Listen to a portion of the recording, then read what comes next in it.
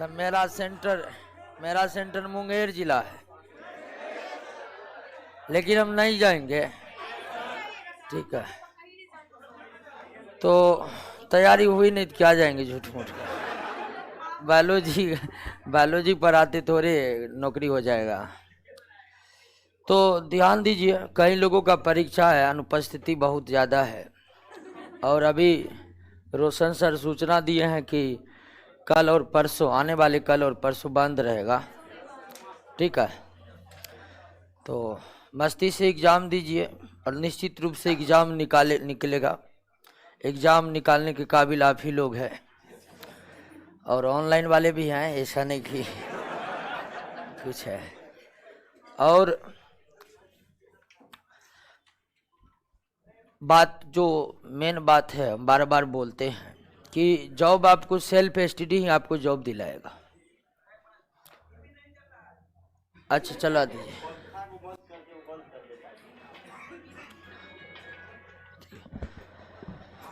तो self study, आवाज हम खुद कम किए हुए हैं। आने दीजिए ना, क्लास जब पूरी रौनक में आएगी तब आवाज जाएगी। ठीक है, शुरुआत है। तो ध्यान दीजिए, कोई भी एग्जाम हो या पिछले जो भी एग्जाम को कोई क्रैक किया है, उसमें हमारा अपनी तरफ से मानना है 90% योगदान सेल्फ स्टडी का होता है। कोचिंग या हम लोगों का काम है कि आपके सिलेबस को व्यवस्थित कर देना। जैसे आप बायोलॉजी का ही नोट है, अब बायोलॉजी में क्या पढ़ना है, बड़ी कन्फ्यूजन रहेगा। अगर आपको ढेर सारे पब्लिकेशन के बुक है, और आप जो भी नया बुक देखिएगा, विद्यार्थी के बीच इतनी ज़्यादा भावनाएं होती कि हर बुक उनको अच्छा लगने लगता है, और इस तरह से कई सारे बुक खरीद लेते हैं और बुक के जाल में फंस जाते हैं। तो कोचिंग का काम यहाँ पर यही होता है कि जो भी चीज़ सिलेबस में है उसको एक जगह व्यवस्थित कर देना, आसान तरीके से व्यवस्थित करके आपको समझा देना। वही काम हम लोग कर रहे हैं।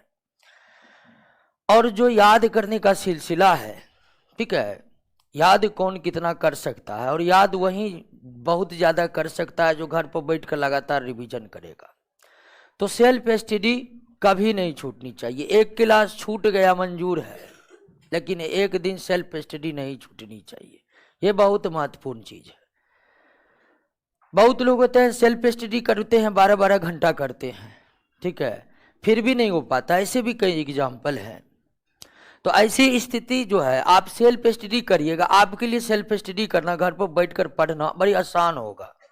आपको भटकना ना पड़ेगा। बायोलॉजी पढ़ना है, अब क्या पढ़े, लुसेंट पढ़े जी, घटना चक्र पढ़े जी, या और भी कई पब्लिकेशन है वो पढ़े जी। कन्फ्यूजन ही कन्फ्यूजन, कुछ नहीं है। सिर्फ बिट्टू साहब नोट निकालिए, पढ़ डालिए।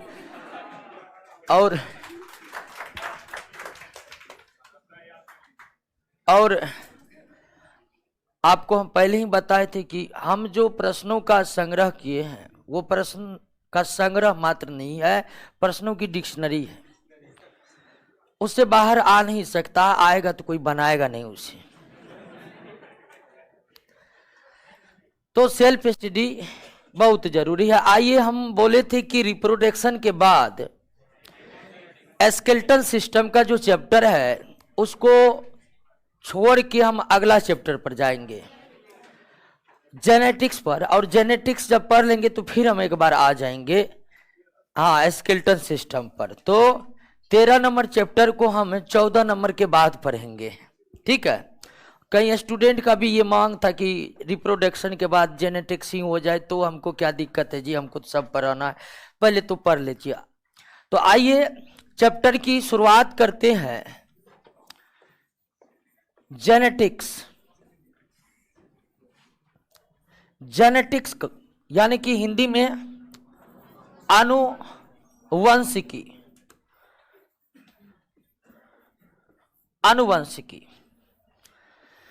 तो आनुवंशिकी क्या है, इसको पहले समझ लेते हैं। थोड़ा पंखा चला दीजिए। आनुवंशिकी क्या है, इसको समझते हैं, तो चैप्टर का तो नाम जेनेटिक्स है, जेनेटिक्स को पढ़ना है। तो जेनेटिक्स क्या है, इसको समझने से पहले एक दो पॉइंट और समझना बहुत जरूरी है, तभी हम ये समझ पाएंगे कि जेनेटिक्स क्या है। देखिए, लैंगिक जनन में, सेक्सुअल रिप्रोडक्शन में जो संतान उत्पन्न होते हैं, उन संतान में जो गुण पाए जाते हैं, तो पेरेंट का ही गुण आते हैं किसमें, संतान में आते हैं। तो लैंगिक जनन से उत्पन्न संतान में जो गुण होते हैं वो माता पिता के होते हैं, और माता पिता के गुण मिलने से नए तरह के भी कुछ गुण उनके संतानों में उत्पन्न होते हैं। तो लैंगिक जनन में एक माता पिता के संतान में कई सारे गुणों का समावेश होता है कि नहीं। एक लैंगिक जनन से उत्पन्न संतान या मानव के संदर्भ में ही अगर आप बात करिए, तो एक संतान में ढेर सारे गुण माता पिता के पाए जाते हैं कि नहीं, और कुछ गुण ऐसे होते हैं जो नए होते हैं। एक संतान में कई गुण उनके माता पिता से ट्रांसफर होकर पहुंचते हैं। और लैंगिक जनन में आपको बताए थे कि जैसे ही माता और पिता दोनों के क्रोमोसोम मिलते हैं, तो दोनों के क्रोमोसोम मिलने से दोनों के गुणों का जो समावेश होता है, तो कुछ नए तरह के गुण उत्पन्न हुए होते हैं। तो संतान में निश्चित ही कई गुण उनके माता पिता से आते हैं, लेकिन एक संतान में कई गुण माता पिता से बिल्कुल भिन्न होते हैं और नए होते हैं। और जो नए गुण होते हैं वो सर्वदा अच्छे होते हैं, अपवाद स्वरूप भी खराब गुण हो सकते, ठीक है ना। तो लैंगिक जनन से उत्पन्न संतानों में कई गुण माता पिता के आते हैं और कुछ नए गुणों की उत्पत्ति होती है, कुछ नए गुणों की उत्पत्ति होती है। इसके विपरीत अगर अलैंगिक जनन की बात करिएगा, तो अलैंगिक जनन से उत्पन्न संतान में टोटली 100% गुण होता है उनके पेरेंट का, क्योंकि सिंगल पेरेंट ही अलैंगिक जनन में अपने जैसे जीव उत्पन्न कर देते हैं। तो अलैंगिक जनन में कोई नए तरह के गुण हमको देखने के लिए नहीं मिलता है, जबकि लैंगिक जनन से उत्पन्न संतान में कुछ गुण पेरेंट के होते हैं और कुछ नए गुण होते हैं। तो ऐसे गुण जो संतानों में उनके माता पिता से पहुंचे हैं, वो गुण जो माता पिता से उनके संतानों में हस्तांतरित होते हैं, ऐसे गुण जो माता पिता से उनके संतानों में स्थानांतरित होते हैं, मतलब ट्रांसफर होते हैं, उस गुण को कहते हैं हेरिडिटरी कैरेक्टर। क्या कहते हैं? हेरिडिटरी कैरेक्टर कहते हैं। यानी कि हिंदी में इसे आनुवंशिक गुण कहते हैं। क्या कहते हैं दोस्तों? आनुवंशिक गुण कहते हैं। ऐसे गुण जो माता पिता से उनके संतानों में हस्तांतरित होते हैं, उस गुण को हम क्या कहते हैं? आनुवंशिक गुण कहते हैं। अब आप कहिएगा संतान में तो सारे गुण माता पिता से ही आएंगे, तो बिल्कुल आएंगे, लेकिन कुछ गुण क्या होते हैं? नए भी होते हैं। और संतानों में कुछ नए गुण कहां से आ जाते हैं?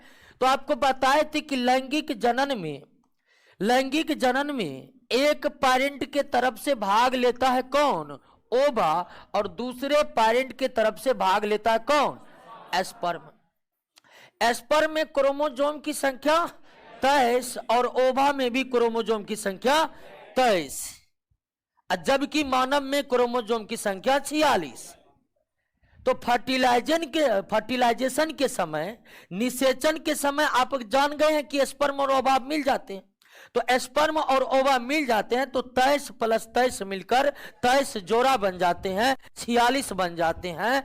तो यहीं पर ओवा में सारे गुण माता के हैं, स्पर्म में सारे गुण पिता के हैं।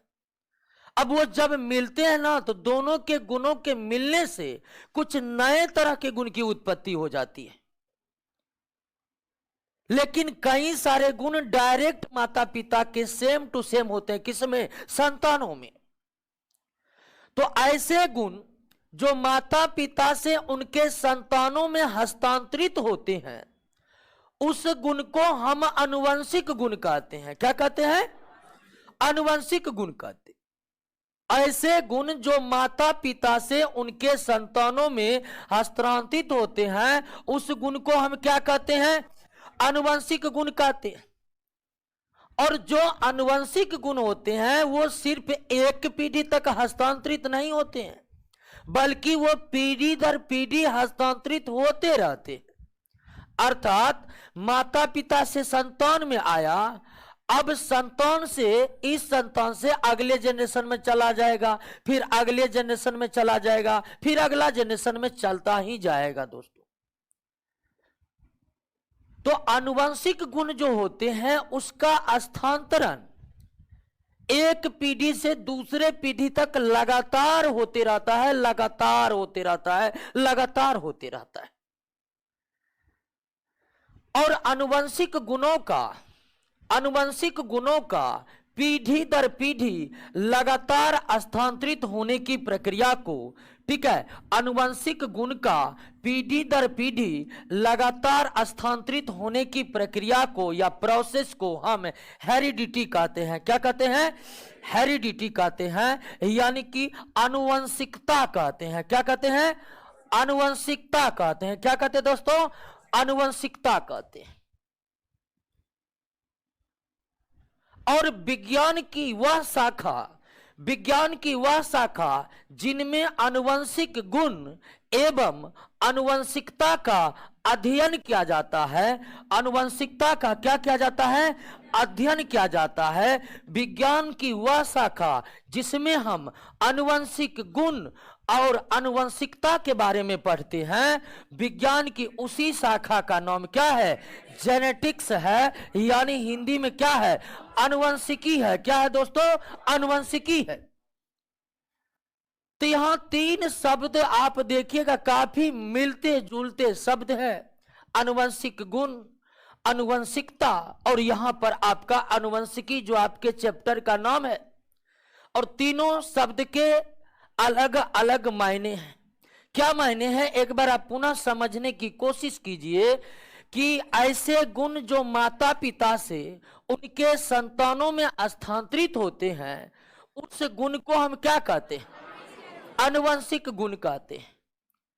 और आनुवंशिक गुण माता पिता से उनके संतानों में तो स्थानांतरित होते ही होते हैं, लेकिन इन आनुवंशिक गुणों का स्थानांतरण लगातार पीढ़ी दर पीढ़ी होते रहता है। आनुवंशिक गुणों का लगातार एक पीढ़ी से दूसरे पीढ़ी स्थानांतरित होने की प्रक्रिया को या प्रोसेस को हम क्या कहते हैं? आनुवंशिकता कहते हैं। और विज्ञान की जिस शाखा में या बायोलॉजी के जिस ब्रांच में हम आनुवंशिक गुण और आनुवंशिकता के बारे में पढ़ेंगे, उसी शाखा का नाम क्या है? आनुवंशिकी है, जेनेटिक्स है। तो जेनेटिक्स क्या है? तो जेनेटिक्स जीव विज्ञान का एक शाखा है, ब्रांच है। जेनेटिक्स जीव विज्ञान की वह शाखा है जिसमें आप हेरिडिटरी कैरेक्टर और हेरिडिटी के बारे में पढ़ने वाले हैं। जेनेटिक्स विज्ञान की वह शाखा है जिसमें हेरिडिटरी कैरेक्टर और हेरिडिटी को पढ़ा जाता है। तो बात समझे कि नहीं समझे? जेनेटिक्स क्या है, इसमें कोई कंफ्यूजन नहीं ना है, क्योंकि कभी कभी कंफ्यूजन पैदा हो जाता है। ऐसा ही कंफ्यूजन आप इन्वायरमेंट चैप्टर में जाइएगा ना, वहां पैदा होगा। कहीं पर आ जाएगा इन्वायरमेंट, कहीं पर आ जाएगा इकोलॉजी, कहीं पर आ जाएगा इकोसिस्टम। अब दिमाग करेगा ओल बोल की हाय कैसे कैसे, है ना। पहली बार पढ़ने में ऐसा होता है, जब समझ विकसित हो जाता फिर कुछ नहीं होता। कई लोग आकर पूछे कि इन्वायरमेंट, इकोलॉजी, इकोसिस्टम सर एक के है। कल एक के रहता तो एक के नाम ना रहता, अलग अलग है इसलिए अलग अलग नाम है, ठीक है। पर्यायवाची बिल्कुल नहीं है। तो वहीं कभी कभी विद्यार्थी कंफ्यूजन हो जाता। अब देखिए यहाँ आनुवंशिक गुण है, आनुवंशिकता है, आनुवंशिकी है, सबके मायने अलग अलग है। तो क्लियर हो गया, बात समझ गए कि नहीं समझ गए? ऐसे गुण को क्या कहते हैं जो एक पीढ़ी से दूसरे पीढ़ी लगातार स्थानांतरित होते हैं? आनुवंशिक गुण कहते हैं। क्या कहते हैं? आनुवंशिक गुण कहते हैं। आनुवंशिक गुणों का पीढ़ी दर पीढ़ी स्थानांतरित होना क्या कहलाता है? आनुवंशिकता कहलाता है। यानी आनुवंशिकता एक प्रक्रिया का नाम है, एक प्रोसेस का नाम है। विज्ञान की वह शाखा जिसमें आनुवंशिक गुण और आनुवंशिकता के बारे में पढ़ना है उसे क्या कहते हैं? जेनेटिक्स। अब जैसे हम जेनेटिक्स, तो अब समझ गए कि जेनेटिक्स क्या है, आनुवंशिकी क्या है। और जेनेटिक्स में अगर आप मुख्य रूप से पढ़िएगा तो किसके बारे में पढ़िएगा? आनुवंशिकता के बारे में पढ़िएगा, यानी कि हेरिडिटी के बारे में पढ़िएगा। और हेरिडिटी वह प्रक्रिया है जिसके तहत गुण एक पीढ़ी से दूसरे पीढ़ी में पहुंच जाते हैं। तो अगर हम जेनेटिक्स में आनुवंशिकता को पढ़ने वाले हैं तो आनुवंशिकता क्या है? तो आनुवंशिकता वह एक प्रोसेस है, तरीका है जिसमें गुण एक पीढ़ी से दूसरे पीढ़ी पहुंच जाते हैं। तो निश्चित तौर पर जेनेटिक्स में मुख्य रूप से यही पढ़ा जाता है, समझा जाता है कि आखिर गुण एक पीढ़ी से दूसरे पीढ़ी कैसे पहुंच गए, यही ना हम जानेंगे, पढ़ेंगे। अगर जेनेटिक्स के अंतर्गत हेरिडिटी को पढ़ना है, आनुवंशिकी के अंतर्गत अगर हमें आनुवंशिकता को पढ़ना है, मुख्य रूप से आनुवंशिक गुण को भी पढ़ना है, तो आनुवंशिकता क्या है? तो एक प्रक्रिया है जिसके तहत कुछ गुण एक पीढ़ी से दूसरे पीढ़ी पहुंच जाते हैं। तो मुख्य रूप से जेनेटिक्स में यही जानने की कोशिश की जाती है कि आखिर गुण किसके जरिए और किस नियम के अनुसार एक पीढ़ी से दूसरे पीढ़ी पहुंचा। और जब हम यह जानने का प्रयास करते हैं कि माता पिता से गुण उनके संतानों में कैसे जाते हैं, तो इसका जवाब है दोस्तों कि जीन के द्वारा। किसके द्वारा? जीन के द्वारा। आप अभी तुरंत समझे कि माता पिता के गुण उनके संतानों में स्थानांतरित होते हैं, उन्हें आनुवंशिक गुण कहते हैं। तो आनुवंशिक गुणों को माता पिता के शरीर से उनके संतानों में कौन लेकर गया? तो इसका उत्तर क्या है? जीन लेकर जाता है। यानी गुणों को स्थानांतरित करने वाली जो इकाई है, उस इकाई का नाम क्या है? जीन है। अब आप कहिएगा कि यह जीन क्या है, तो इस पृथ्वी पर जो भी सजीव है, उन सजीवों के शरीर के प्रत्येक कोशिका में एक बेहतरीन मॉलिक्यूल्स पाए जाते हैं। क्या? डीएनए। ये प्रत्येक सजीव के कोशिकाओं में मौजूद है। अपवाद वायरस को आप ले लीजिए सिर्फ, तो प्रत्येक सजीवों के कोशिकाओं में कई प्रकार के अणु है। प्रोटीन के अणु है, कार्बोहाइड्रेट के अणु है, फैट्स के अणु है। लेकिन कोशिका में जो तमाम अणु है उसमें सबसे बेहतरीन अणु क्या है? डीएनए। तो यह जीन जो गुणों को एक पीढ़ी से दूसरे पीढ़ी लेकर जाता है, यह जीन क्या है? तो यह जीन डीएनए अणु का भाग है। डीएनए अणु का क्या है? भाग है। डीएनए एक मॉलिक्यूल्स है।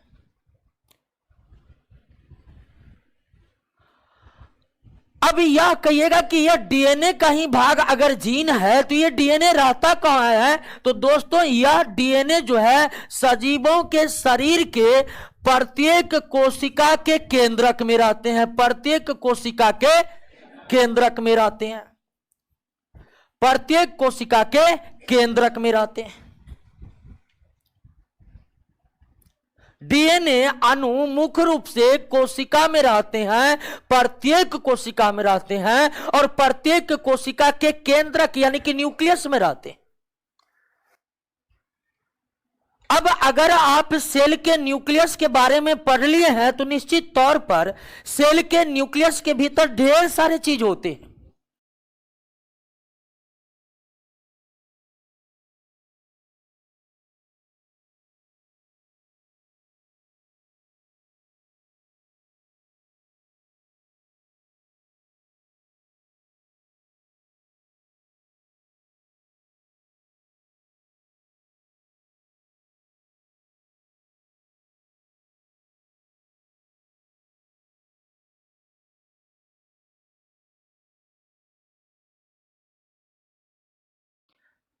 ऐसा नहीं है कि कोशिका के न्यूक्लियस में केवल डीएनए अणु रहते, और भी कई चीज रहते हैं। और क्या रहते हैं निश्चित तौर पर हम पढ़ा दिए हैं, आप भूल भी चुके होंगे। हाँ, नहीं भूले हैं तो कोई बात नहीं, अब भूल गए हैं तो भी कोई दुख की बात नहीं है, याद कर लीजिएगा फिर से। क्या अब आप ये मत कहिएगा, आप तो बोले थे क्वेश्चन याद करने के लिए क्या क्या पूछ रहे हैं। ठीक है, तो क्वेश्चन याद है ना सेल का, 135 क्वेश्चन है ना। आए बहुत को क्वेश्चन का नंबर भी याद नहीं, कितना क्वेश्चन है? 140। अब तो हम ही को याद नहीं है।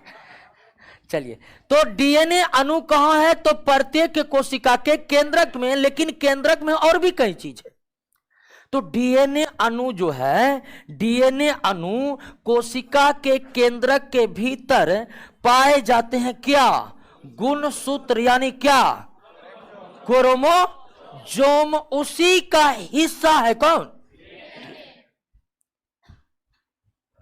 यानी कि सजीवों के शरीर के कोशिकाओं में स्थित क्रोमोसोम में डीएनए अणु है, और उसी डीएनए अणु का भाग जीन है, और वही जीन गुणों को एक पीढ़ी से दूसरे पीढ़ी ले जाने का कार्य करता है।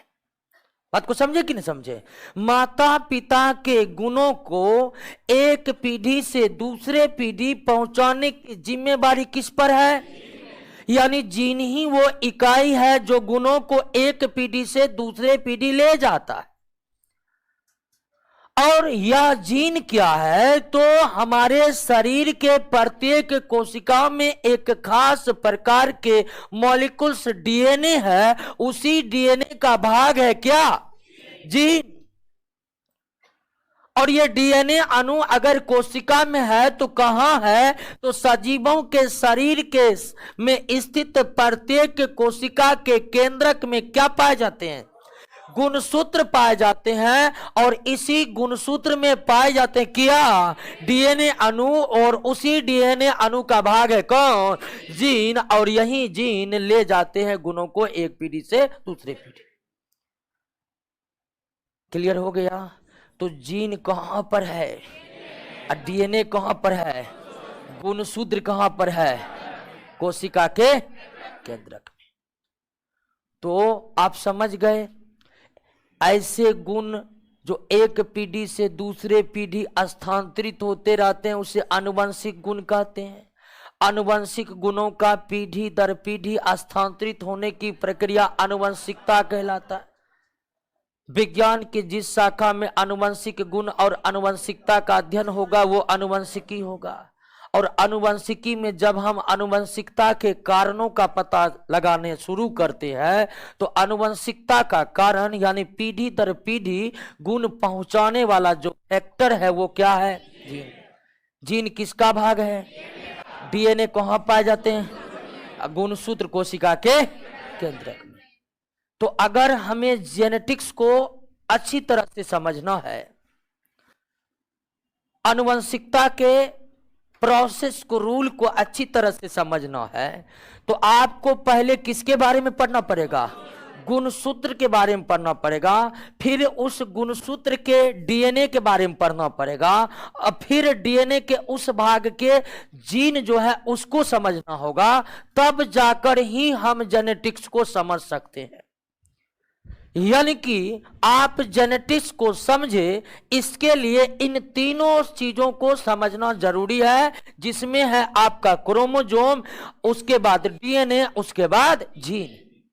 बिना गुणसूत्र, डीएनए और जीन को समझे बिना जेनेटिक्स को समझा नहीं जा सकता है, क्योंकि जेनेटिक्स का आधार इन्हीं तीनों से मिलकर बना हुआ है। तो आपको भी अगर जेनेटिक्स समझना है तो एक एक करके तीनों के बारे में समझना होगा, उसके बाद ही हम जेनेटिक्स को समझ पाएंगे। तो आइए सबसे पहले समझने की कोशिश करते हैं किसको? गुणसूत्र को। उसके बाद हम समझेंगे किसको? डीएनए को। और फिर समझेंगे किसको? जीन को। और तब हम आएंगे किस पर? जेनेटिक्स पर। और जेनेटिक्स में आपकी मुलाकात होगी मेंडल से, जो जिनके प्रयासों से ही जेनेटिक्स चैप्टर की स्थापना हुई। और जिस मेंडल को आप भली भांति जानते होंगे, नहीं जानते तो निश्चित ही इस चैप्टर में जानिएगा। और उस मेंडल के बारे में एक बात यह भी जान लीजिए कि मेंडल की जितनी उपलब्धि आज हमारे सामने है, बेचारा उन्हें जीते जी कोई उपलब्धि प्राप्त नहीं हुई। तो आएंगे मेंडल पर बात करेंगे, फिलहाल शुरू करते हैं किससे जी? क्रोमोसोम रहते हैं कहां? तो आप कहिएगा कि यहीं से शुरुआत कीजिए। ठीक है, तो यहां से तो शुरुआत ही हम किए थे। पहला चैप्टर किसका है? सेल का है। और सेल में हम क्रोमोसोम डिटेल डिस्कस किए नहीं थे, बोले थे कि जेनेटिक्स पर आएंगे तो करेंगे। तो सेल तो डिस्कस कर ही लिए हैं, अब सेल के भीतर का क्या डिस्कस करेंगे? गुणसूत्र, और फिर गुणसूत्र के भाग डीएनए, फिर डीएनए के भाग जीन, तब समझ में आएगा जेनेटिक्स। क्लियर हो गया? अब क्रोमोसोम प्रत्येक कोशिका में रहते हैं, प्रत्येक कोशिका के केंद्रक में रहते हैं।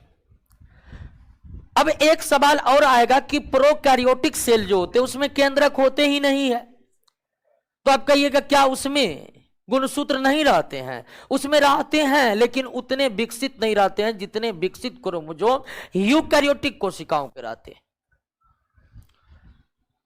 तो जिसमें केंद्रक नहीं है उसमें भी क्रोमोसोम है, लेकिन वो क्रोमोसोम उतने विकसित क्रोमोसोम नहीं होते हैं जितने यूकैरियोटिक में पाए जाने वाले केंद्रक के भीतर का क्रोमोसोम होते हैं। तो क्रोमोसोम जो है, गुणसूत्र जो है, वे प्रत्येक कोशिकाओं के केंद्रक में पाए जाते हैं। और कोशिका की अगर बात कर लिए तो मान लीजिए कि दोस्तों कि यह एक गोलाकार कोशिका है और इस गोलाकार कोशिका के बीच में एक गोलाकार केंद्रक है। तो सेल के न्यूक्लियस में दोस्तों, सेल के न्यूक्लियस में कुछ जाल के समान संरचनाएं पाई जाती है।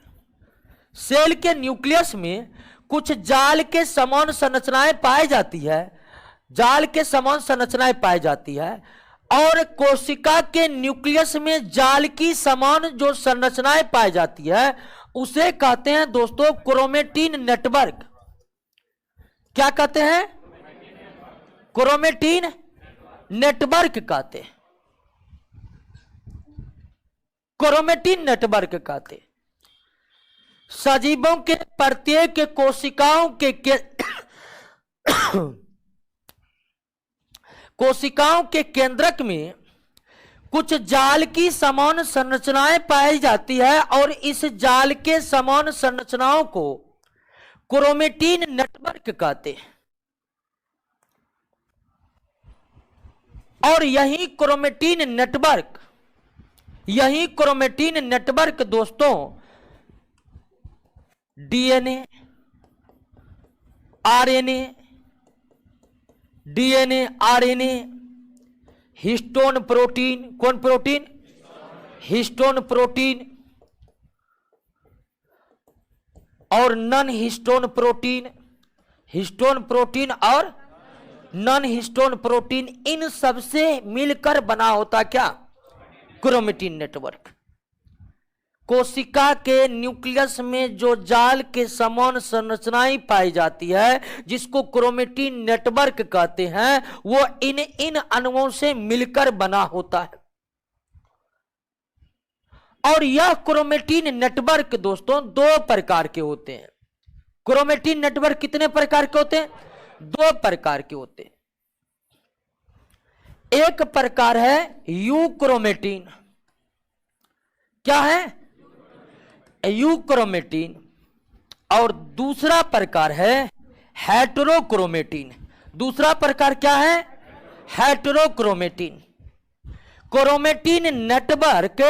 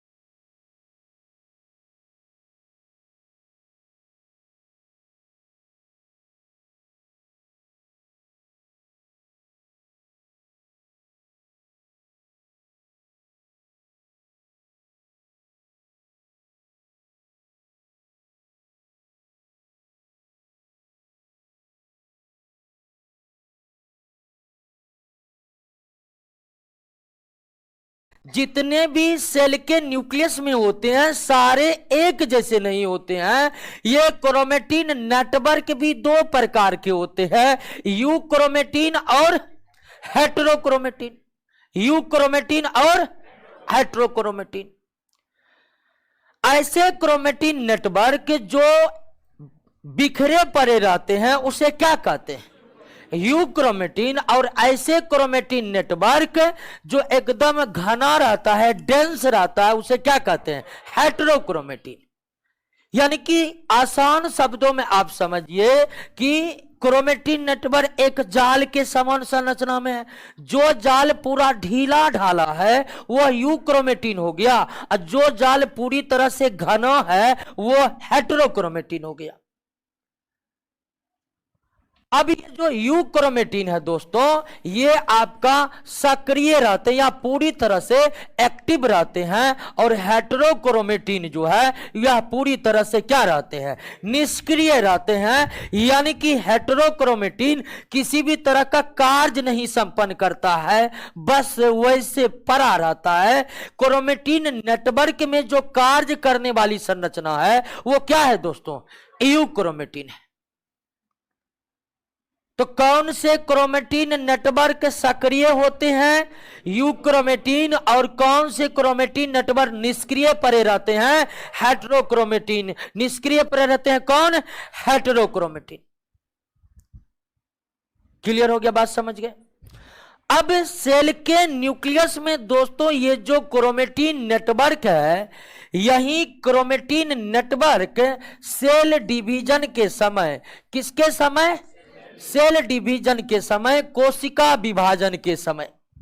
कोशिका विभाजन आप जानते ही हैं, वह प्रक्रिया जिसके जरिए पुराने कोशिका से नए कोशिकाओं की उत्पत्ति होती है उसे क्या कहते हैं? सेल डिवीजन कहते हैं। तो कोशिका के न्यूक्लियस में जो क्रोमेटिन नेटवर्क पाए जाते हैं वही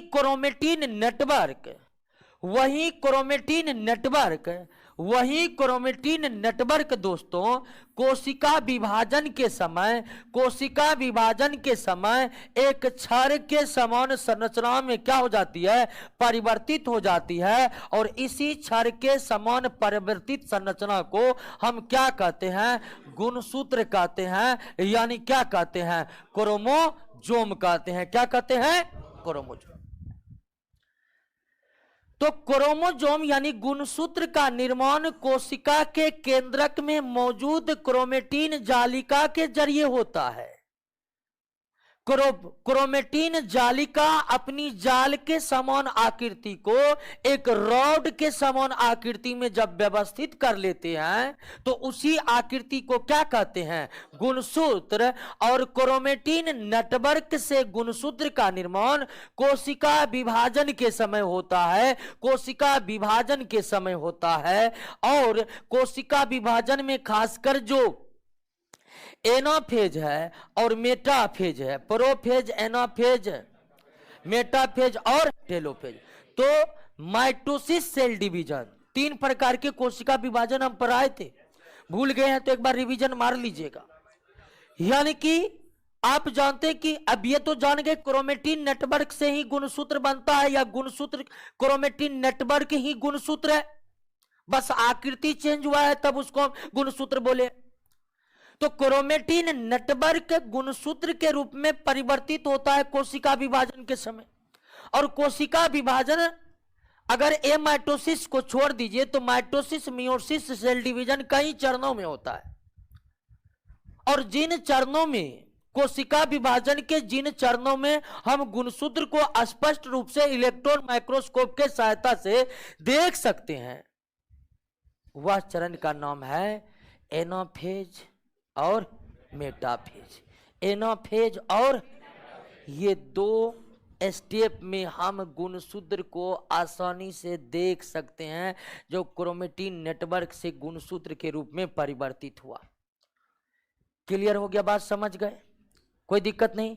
तो गुणसूत्र का निर्माण कब होता है? किससे होता है?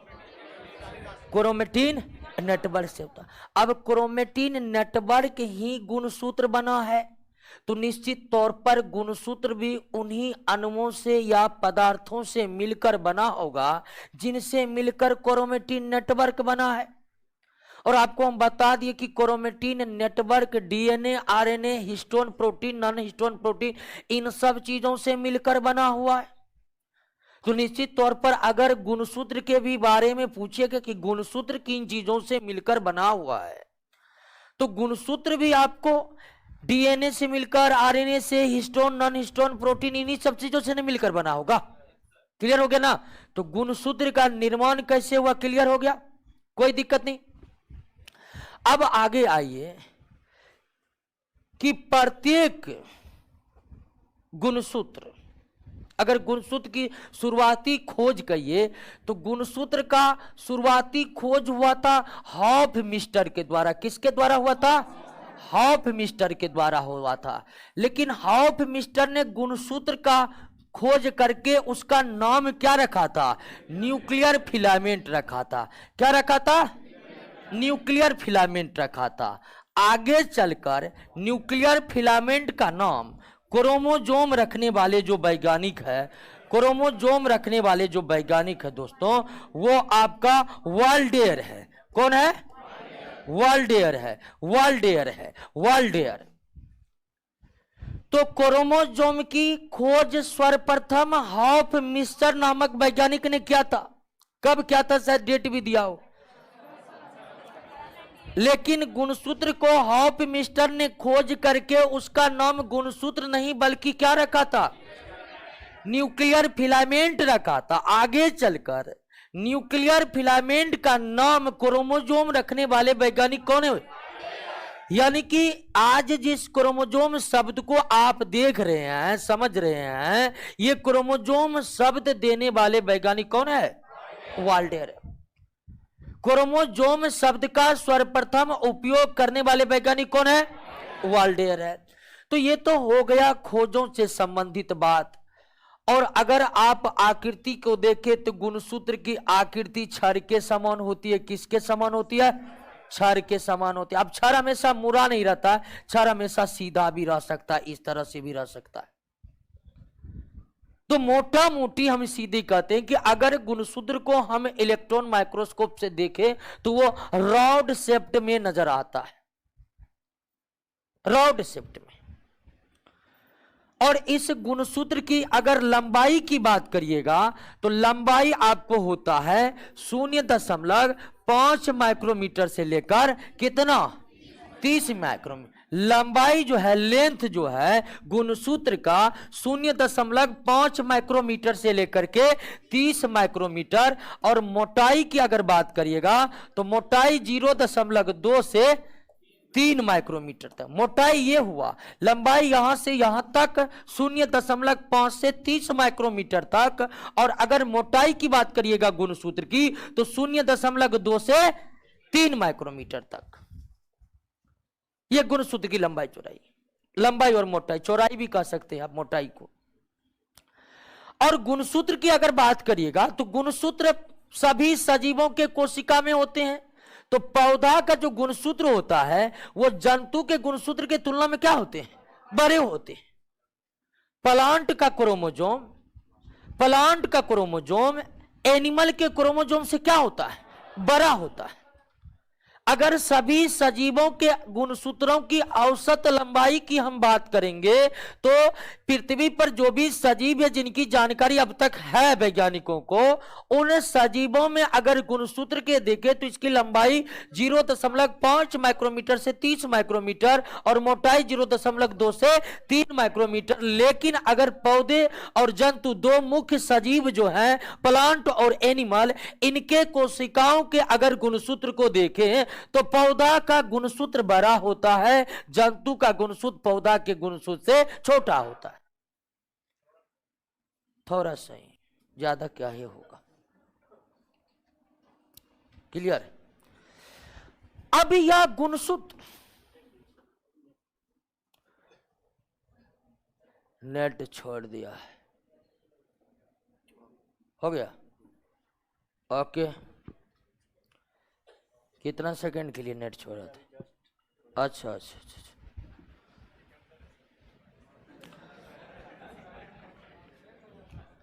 हल्ला मत करिए। नेट का क्या करिएगा, नेट का समस्या है ये है। हाँ,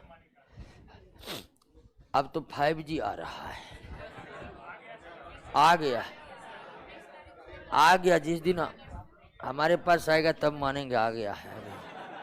अभी न्यूज़ में ना है।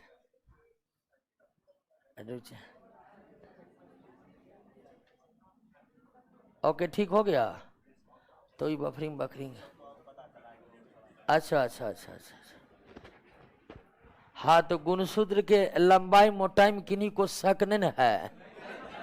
हाँ, शक है भी तो क्या करिएगा, याद करके रखिए, कोई शक नहीं पालना है। अब आइए दोस्तों कि गुणसूत्र जो होते हैं ना, एक सजीवों में गुणसूत्रों की संख्या किसी भी सजीव के कोशिकाओं में उपस्थित गुणसूत्र की संख्या हमेशा निश्चित होती है। ठीक है ना? अलग अलग सजीवों में या अलग अलग सजीवों के कोशिकाओं में गुणसूत्र की संख्या निश्चित होती है, उसमें बदलाव नहीं हो सकते। जैसे मानव के कोशिकाओं में गुणसूत्रों की संख्या 46 होती है, तो जितने भी मानव है सब में गुणसूत्रों की संख्या 46 ही रहेगा। गुणसूत्रों की संख्या में अगर इधर उधर हुआ तो मान लीजिए कि क्या होगा कि मानव में संयोग बस 42 ही गुणसूत्र आए, तो फिर वह मानव पूर्ण रूप से रहेगा नहीं, कुछ और हो जाएगा।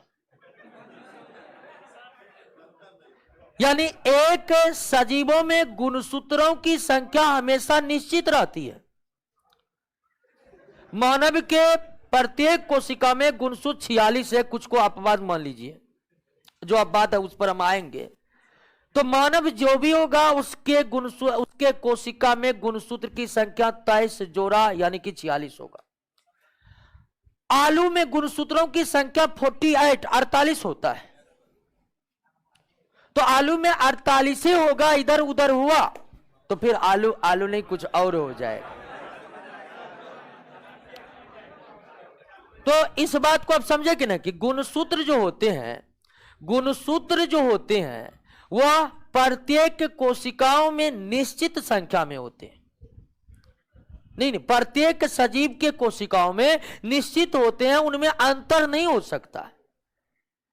मानव के कोशिका में गुणसूत्र 46 होते हैं, तो पृथ्वी पर जितने भी मानव है सब में गुणसूत्र के संख्या 46 ही होते हैं। बात को समझ रहे हैं ना? लेकिन और ये तो समझ गए कि निश्चित होते हैं। उसके बाद कोशिकाओं में जो गुणसूत्र रहते वो हमेशा जोड़े में रहते, हमेशा जोड़े में रहते। जैसे मानव के कोशिकाओं में मानव के कोशिका में गुणसूत्र की संख्या कितना? 46। तो ये जोड़ा में होते हैं, इसीलिए गुणसूत्रों को 46 ना कहकर हम अधिकांश किस शब्द का इस्तेमाल करते हैं? 23 जोड़ा। तो गुणसूत्र हमेशा जोड़ा में होते। उसी तरह आप अभी तुरंत बताएं आपको, आलू के कोशिका में गुणसूत्र की संख्या कितना? 48, यानी कितना? 24 जोड़ा होते हैं। 24 दुनिया 48। तो प्रत्येक अलग अलग सजीवों में गुणसूत्रों की संख्या निश्चित होती है और प्रत्येक सजीवों के कोशिका में स्थित गुणसूत्र हमेशा जोड़े में ही होते हैं। और जोड़े में रहने वाले गुणसूत्र को, ठीक है ना, जोड़े में रहने वाले गुणसूत्र को हम डिप्लॉइड कहते हैं। क्या कहते हैं दोस्तों? डिप्लॉइड क्रोमोसोम कहते हैं। क्या कहते हैं? डिप्लॉइड क्रोमोसोम कहते हैं। हिंदी में द्विगुणित क्रोमोसोम कहते हैं। क्या कहते हैं?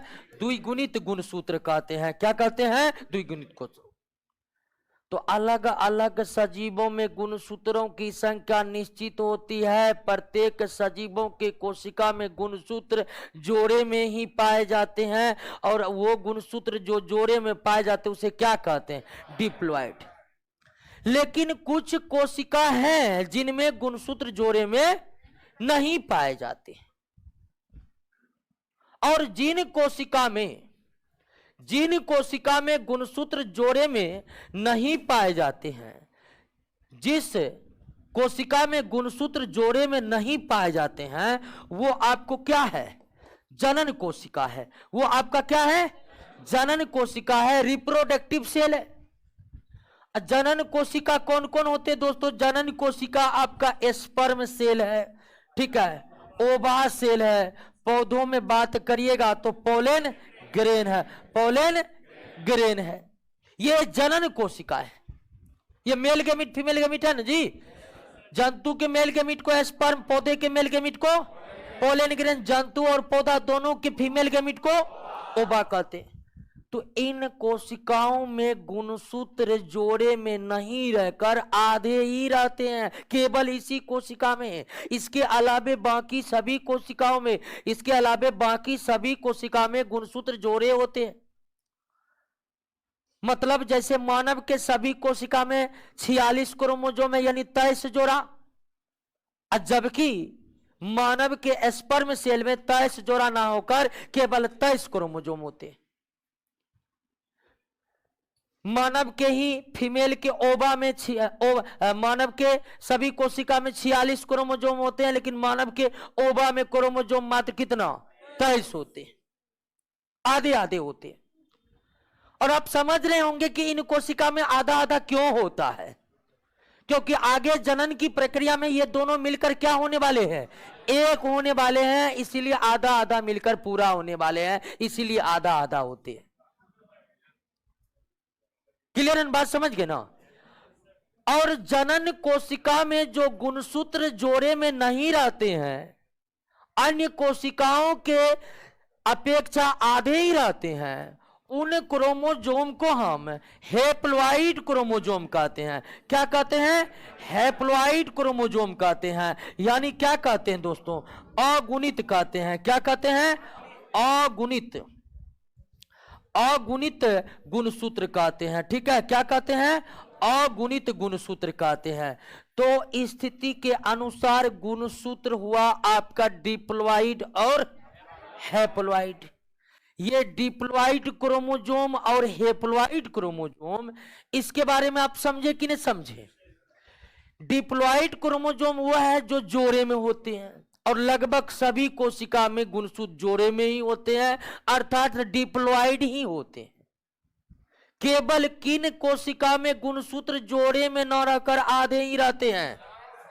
जनन कोशिका मतलब स्पर्म, ओवा और गुणसूत्र जो अन्य कोशिका के सापेक्ष आधे ही रहते हैं, उस गुणसूत्र को हम क्या कहते हैं?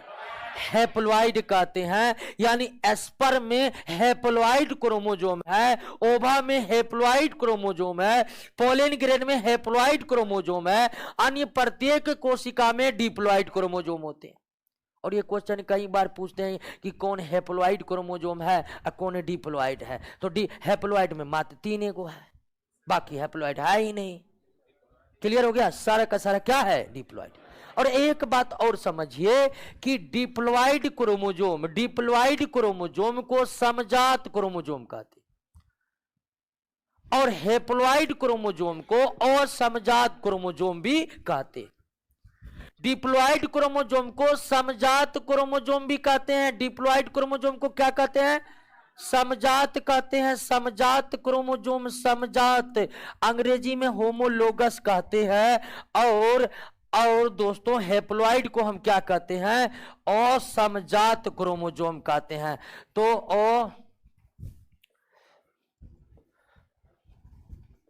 असमजात क्रोमोसोम कहते हैं।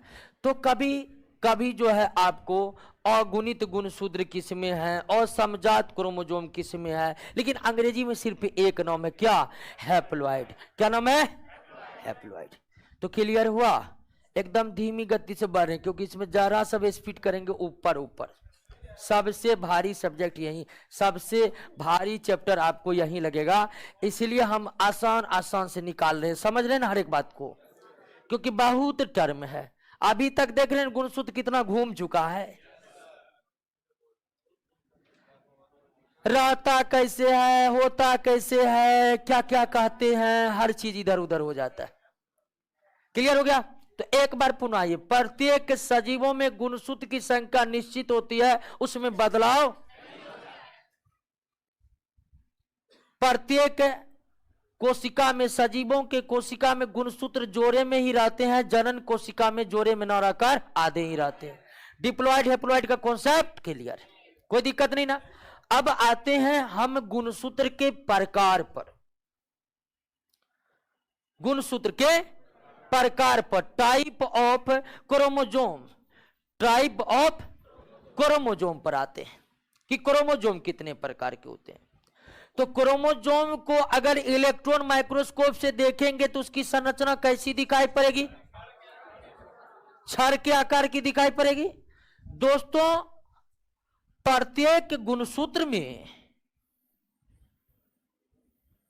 एक खास जगह होता है, प्रत्येक गुणसूत्र में एक खास जगह होता है, ठीक है।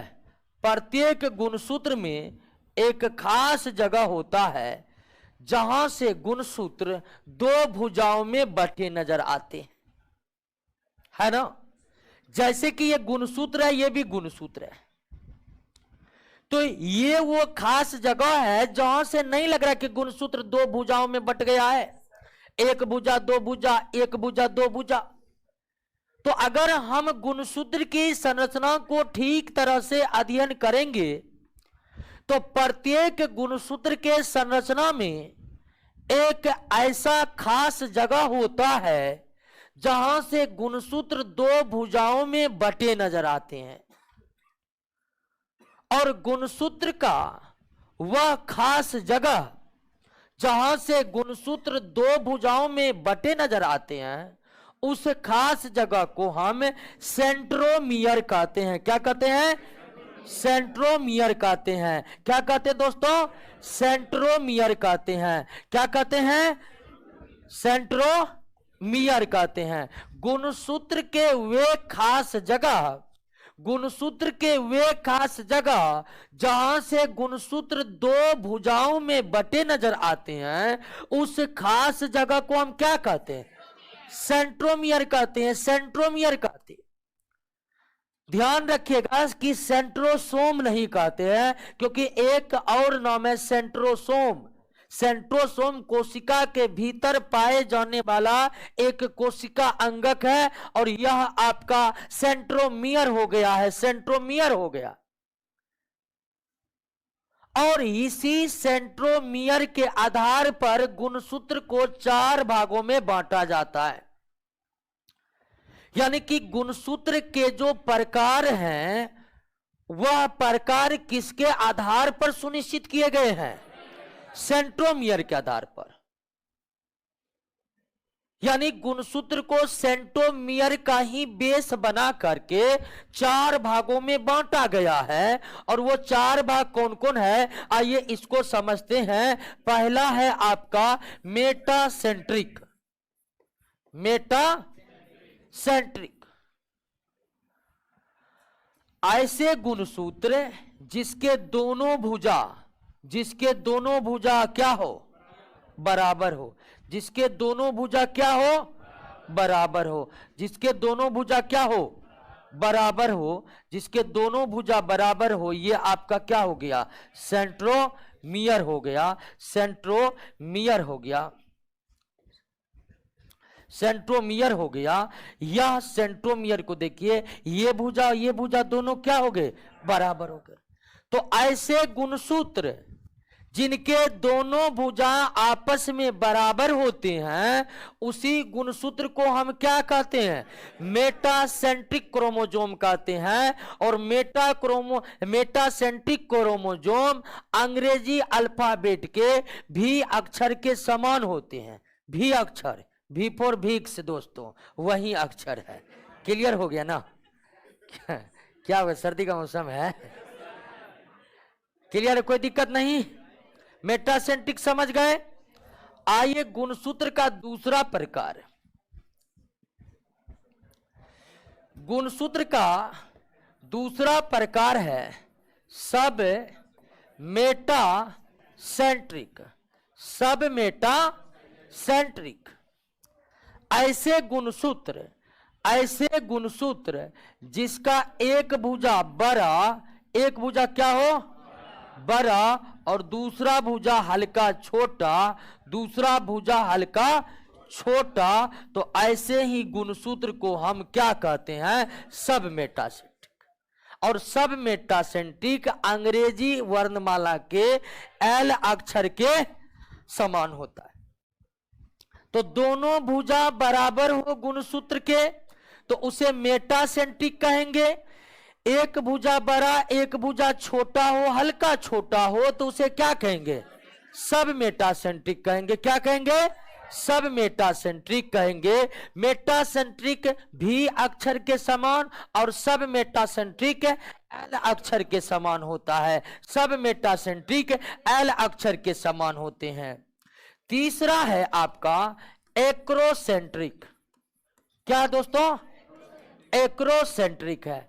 एक्रोसेंट्रिक ऐसे गुणसूत्र जिसके एक भुजा काफी बड़े होते हैं, एक भुजा काफी बड़े होते हैं और दूसरा भुजा काफी छोटे होते हैं, उसे क्या कहते हैं, एक्रोसेंट्रिक कहते हैं। और एक्रोसेंट्रिक क्षर के समान होता है, क्षर के समान होता है। ऐसे गुणसूत्र जिसके एक भुजा बहुत बड़ा जबकि दूसरा भुजा बहुत छोटा हो, उसे ही हम एक्रोसेंट्रिक क्रोमोजोम कहते हैं। और एक्रोसेंट्रिक क्रोमोजोम आपको एकदम रॉड सीधी क्षर के समान होती है दोस्तों। चौथा टाइप है टेलोसेंट्रिक। चौथा टाइप क्या है दोस्तों, टेलोसेंट्रिक। टेलोसेंट्रिक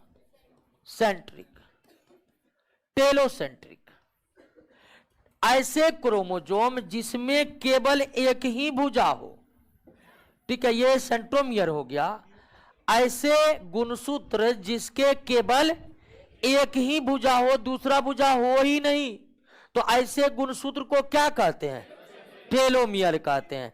क्या कहते, सॉरी टेलोसेंट्रिक कहते, सॉरी टेलोसेंट्रिक कहते हैं। तो क्लियर हुआ ना, गुणसूत्र कितने प्रकार के होते हैं, 4 प्रकार के होते हैं। एक बार पुनः ध्यान दीजिए कि गुणसूत्र को प्रकारों में जो बांटा गया है वह किसके आधार पर, सेंट्रोमियर। सेंट्रोमियर गुणसूत्र का वो खास स्थान है जहां से गुणसूत्र 2 भुजाओं में बटे नजर आते हैं। सेंट्रोमियर के आधार पर गुणसूत्र 4 प्रकार के होते हैं। अगर गुणसूत्र के दोनों भुजा बराबर हो तो मेटासेंट्रिक, अगर गुणसूत्र का एक भुजा बड़ा दूसरा हल्का छोटा हो तो सब मेटासेंट्रिक, अगर गुणसूत्र के एक भुजा बहुत बड़ा एक भुजा बहुत छोटा तो एक्रोसेंट्रिक, और गुणसूत्र में अगर एक ही भुजा हो तो टेलोसेंट्रिक, एक ही भुजा हो तो टेलोसेंट्रिक। क्लियर हो गया, कोई दिक्कत? तो गुणसूत्र के प्रकार को समझ गए, कोई दिक्कत नहीं ना? अब गुणसूत्र के संरचना को समझेंगे। ये तो मोटा मोटी गुणसूत्र के संरचना को हम देखें। तो अब आइए हम देखते हैं कि गुणसूत्र की संरचना को जब हम सूक्ष्म अवलोकन करेंगे, यानी एकदम इलेक्ट्रॉन माइक्रोस्कोप से गुणसूत्र के संरचना को पूरी तरह से देखने की कोशिश करेंगे, तो एक गुणसूत्र में बहुत सारे संरचनाएं होती है, बहुत सारे संरचनाएं होती है। तो आइए अब गुणसूत्र के संरचना को समझते हैं। गुणसूत्र क्या है और कितने प्रकार के होते हैं, इसमें कोई दिक्कत नहीं ना? आइए अब गुणसूत्र के स्ट्रक्चर को समझते हैं। और गुणसूत्र के स्ट्रक्चर को समझने के लिए हम मेटासेंट्रिक नहीं, सब मेटासेंट्रिक गुणसूत्र का एक एग्जाम्पल ले लेते हैं, एग्जाम्पल ले लेते हैं।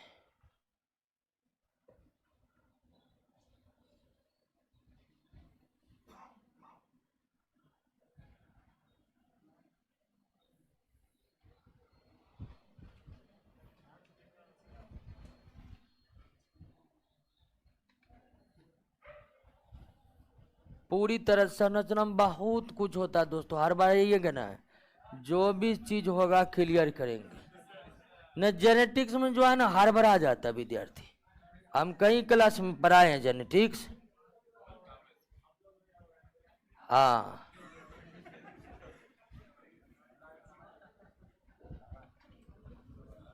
ये एक सब मेटासेंट्रिक है, ये एल अक्षर की तरह है, तो ये सब मेटासेंट्रिक है।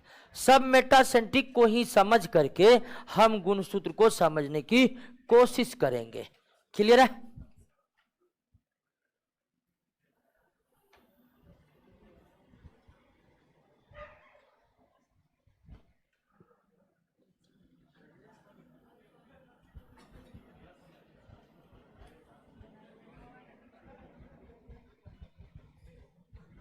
बहुत कमाल का चीज है क्या?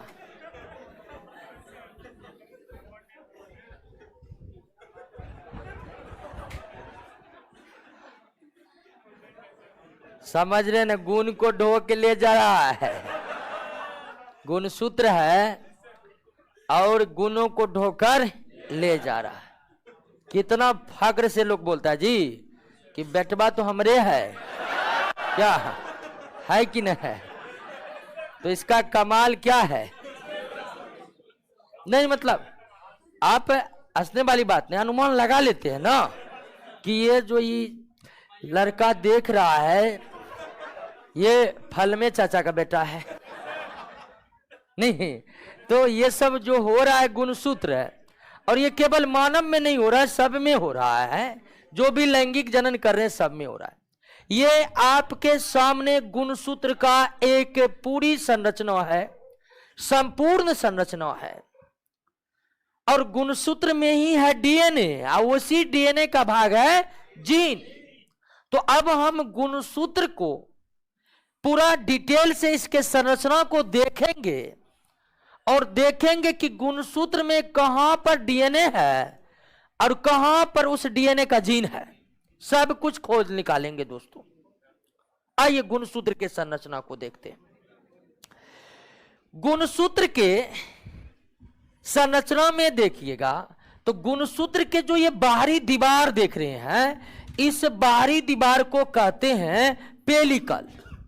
क्या कहते हैं? पेलिकल कहते हैं। क्या कहते हैं? ये जो गुणसूत्र के बाहरी दीवारें हैं, ये बाहरी दीवारें क्या कहलाते हैं? पेलिकल कहलाते हैं। और पेलिकल के भीतर बात देखिए, ये भी पेलिकल, ये भी पेलिकल, ये भी पेलिकल। पेलिकल यानी बाहरी बाउंड्री लाइन क्रोमोसोम का, गुणसूत्र का क्या कहलाता है? पेलिकल कहलाता है। कोई दिक्कत पेलिकल में? अब पेलिकल के भीतर का भाग, ठीक है, पेलिकल के भीतर का भाग, ठीक है, या पेलिकल से घिरा भाग क्या कहलाता है? मैट्रिक्स कहलाता है। क्या कहलाता है? मैट्रिक्स कहलाता है। माइटोकॉन्ड्रिया का भी भीतरी भाग मैट्रिक्स ही कहलाता है। यानी क्लियर है कि मैट्रिक्स जहां भी रहेगा भीतरी में रहेगा। यह बात आप समझ लीजिए। अगर किसी अन्य संरचना में भी अगर मैट्रिक्स है तो वो निश्चित ही भीतरी भाग ही होगा। माइटोकॉन्ड्रिया के भी भीतरी भागों को मैट्रिक्स कहा जाता है। तो गुणसूत्र के बाहरी दीवारों को पेलिकल कहते हैं। पेलिकल से घिरा भाग जो है मैट्रिक्स है, यानी सब मैट्रिक्स है। क्लियर हो गया? अब मैट्रिक्स में, क्रोमोसोम के, गुणसूत्र के मैट्रिक्स में दो धागों की समान उलझी हुई संरचना आपको दिखाई दे रहा है? दिखाई दे रहा है ना? गुणसूत्र के क्रोमोसोम के मैट्रिक्स में जो धागों की समान उलझी हुई संरचनाएं दिखाई पड़ती है, इस धागों के समान उलझी हुई संरचनाओं को क्रोमेटिड्स कहते हैं। क्या कहते हैं? क्रोमेटिड्स कहते हैं। क्या कहते हैं दोस्तों? क्रोमेटिड्स कहते हैं। क्रोमेटिड्स कहते हैं इस धागों की समान संरचना को।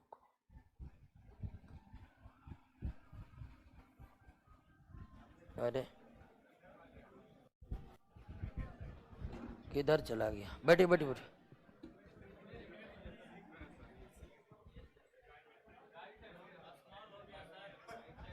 ओहो,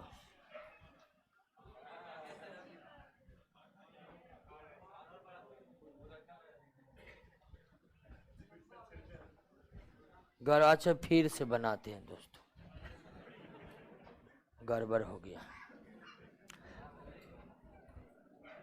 आइए एक बार फिर से देखते हैं। दो संरचना को पढ़िए तो जो अभी हम बताए।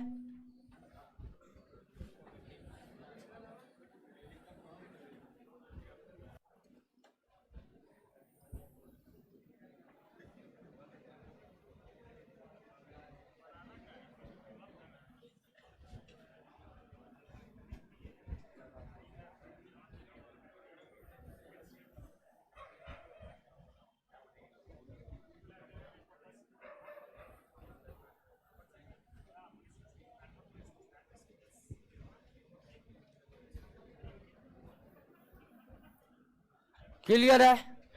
ऐसे ही था। दोनों संरचना पढ़े। एक क्लियर, क्या? पेलिकल। पेलिकल का घिरा हुआ भाग मैट्रिक्स। हाँ, तो बात कर रहे थे कि क्रोमोसोम के मैट्रिक्स में यानी भीतरी भाग में, मैट्रिक्स इक्वल टू भीतरी भाग, दो धागों की समान उलझी हुई जो संरचना दिखाई पड़ती है, यह संरचना क्या कहलाता है? क्रोमेटिड्स कहलाता है। क्रोमेटिड्स कहलाता है। ये जो धागे की समान संरचनाएं हैं ये क्या कहलाते हैं? क्रोमेटिड्स कहलाते हैं।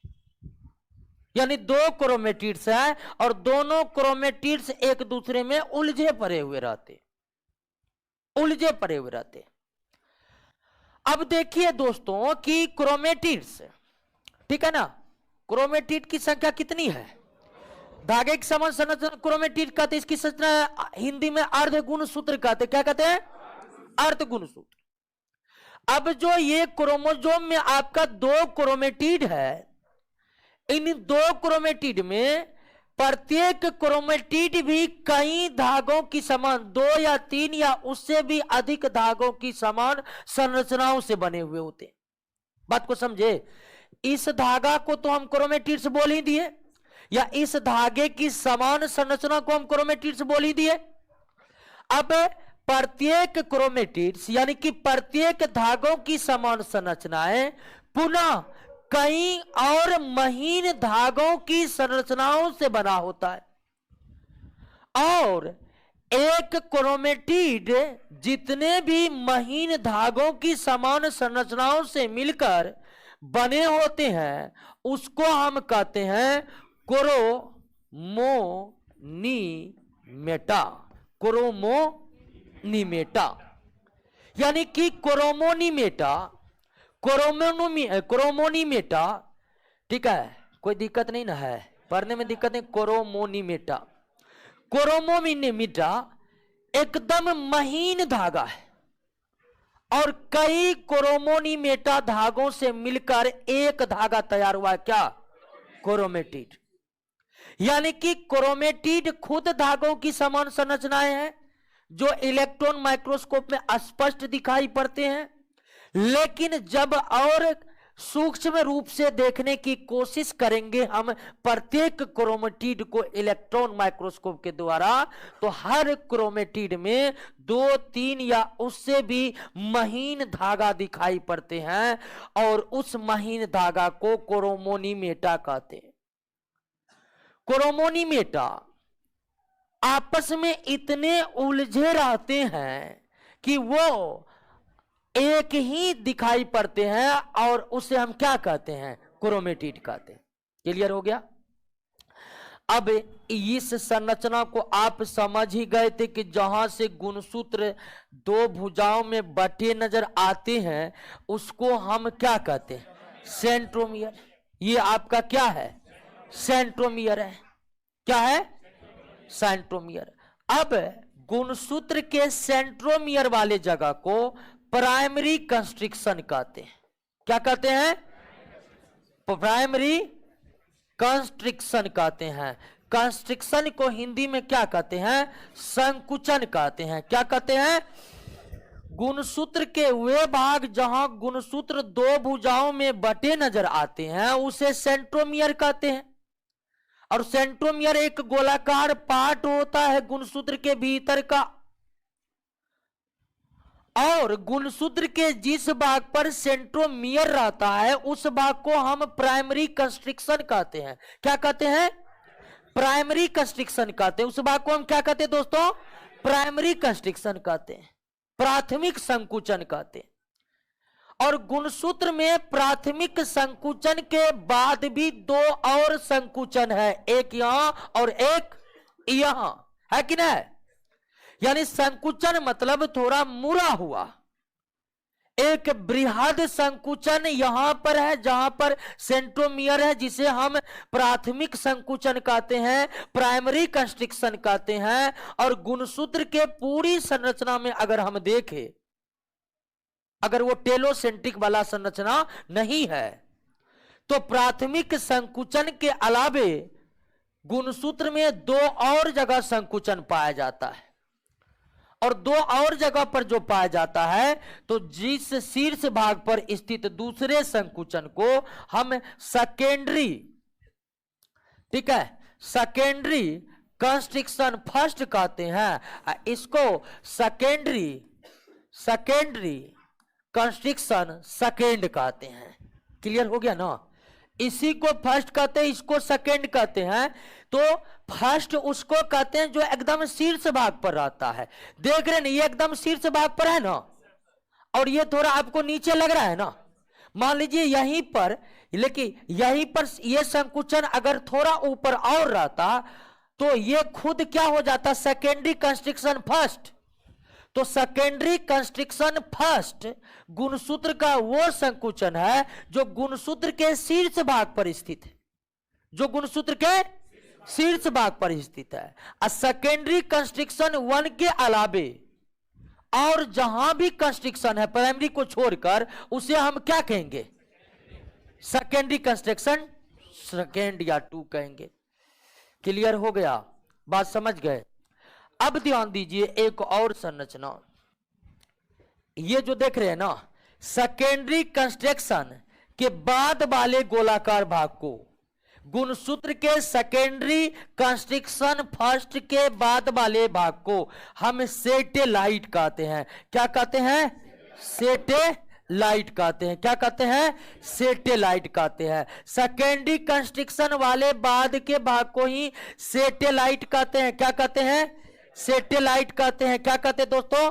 सेटेलाइट कहते हैं। सेकेंडरी कंस्ट्रक्शन टू वाले भाग को हम सेटेलाइट नहीं कहते हैं। सेटेलाइट उसे ही कहते हैं जो सेकेंडरी फर्स्ट के पास है। तो गुणसूत्र के सेकेंडरी कंस्ट्रक्शन फर्स्ट के बाद के जो हिस्से होते हैं वो लगभग गोलाकार होते हैं, और उसे ही हम दोस्तों क्या कहते हैं? सेटेलाइट कहते हैं। उसे ही हम क्या कहते हैं दोस्तों? सेटेलाइट कहते हैं। क्लियर हो गया? बात समझ गए? कोई दिक्कत नहीं ना? हाँ, एक बार फिर से समझने की कोशिश करें। चलिए, वैसे आप आसानी से समझ गए होंगे, नहीं तो हम फिर से समझाने का प्रयास करते हैं।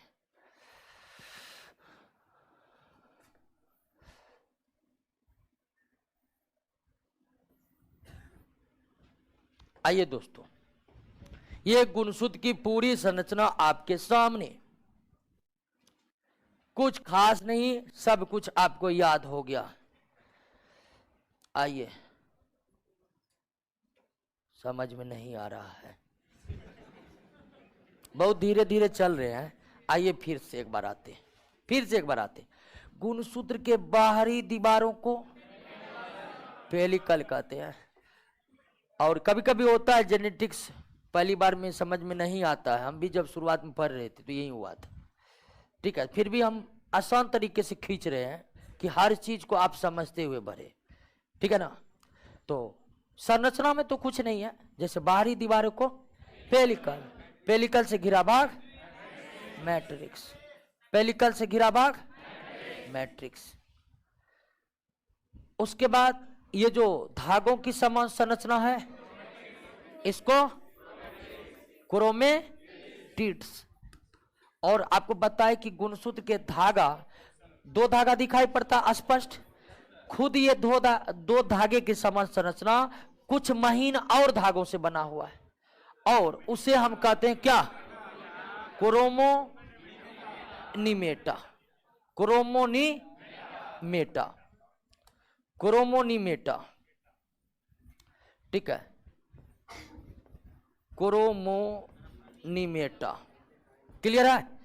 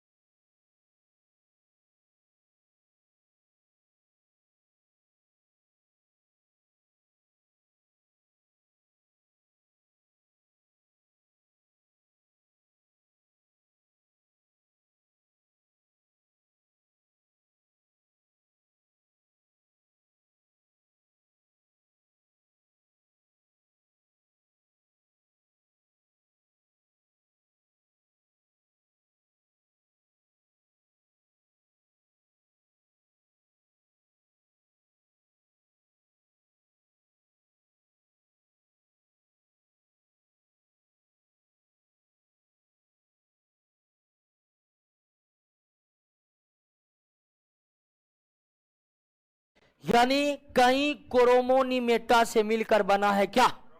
क्रोमेटिड। क्लियर है?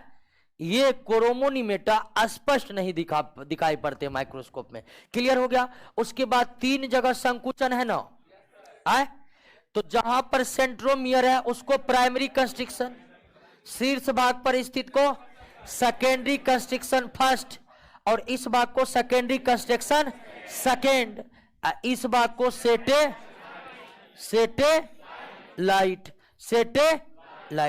गुणसूत्र के शीर्ष भाग को टेलोमियर कहते हैं। क्या कहते हैं? टेलोमियर कहते हैं। इसको देखिए, ये पूरा भाग है सेटेलाइट, और शीर्ष भाग ये भी क्या कहलाएगा? गुणसूत्र के दोनों शीर्ष भाग को टेलोमियर कहते हैं। अब कहिएगा इसको तो हम सेटेलाइट बोल दिए। सेटेलाइट इस पूरी संरचना को बोले हैं दोस्तों, जबकि इस भाग को हम बोलेंगे क्या? गुणसूत्र के दोनों शीर्ष भाग को क्या कहते हैं? टेलोमियर कहते हैं। और गुणसूत्र अगर मान लीजिए टूट जाए तो वो कभी आपस में जुट नहीं सकता है, और टूटे हुए गुणसूत्र को आपस में जुटने नहीं देने वाला जो इकाई है वो गुणसूत्र का शीर्ष भाग यानी टेलोमियर ही है। गुणसूत्र के शीर्ष भाग वो टेलोमियर ही है। क्लियर हो गया? अब गुणसूत्र को एक बार पढ़िए तो, संरचना के प्रत्येक भाग को पढ़िए तो समझे कि नहीं। अब ऑनलाइन वाले बताइए, गुणसूत्र के संरचना को समझे कि नहीं समझे, बताइए।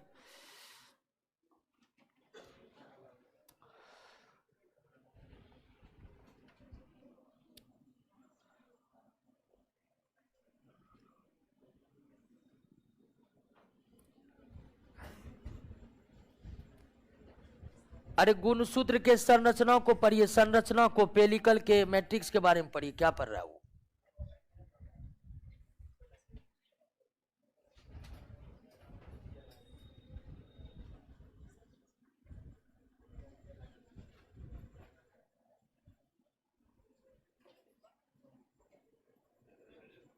चलिए, राजकुमार, अमित कुमार, राहुल कुमार, श्वेता कुमारी, संजीव कुमार, प्राची, मनीषा, चंदन, मनु सेठ, मनु कुमार आर्मी 80% समझा है। Manish Prasad from waste Bengal. अच्छा, हाँ, एक बार रिवीजन करने से बिल्कुल हो जाएगा। पेलिकल का हिंदी पेलिकल ही होगा।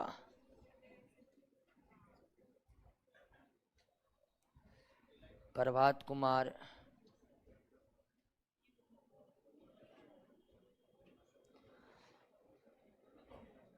चलिए, सबका ओके ओके है। ऑनलाइन वाला सभी समझ गया है।